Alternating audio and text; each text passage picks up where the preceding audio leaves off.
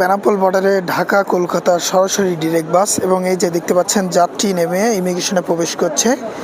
তো সরাসরি ডিরেক্ট বাসে ভ্রমণ করার একটাই সুবিধা, এই যে গাড়িটি দেখছেন এটি কিন্তু সরাসরি কলকাতায় চলে যাবে, অর্থাৎ একটা টিকিট কেটে আপনি ওই টিকিটেই কিন্তু কলকাতা ভ্রমণ করতে পারবেন।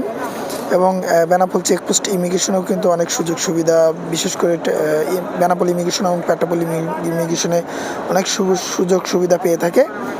তো দেখতে পাচ্ছেন যাত্রী নেমে ইমিগ্রেশনে প্রবেশ করছে, এখান থেকে কার্যক্রম শেষ করে এরপরে পেট্রাপোল ইমিগ্রেশনে প্রবেশ করবে।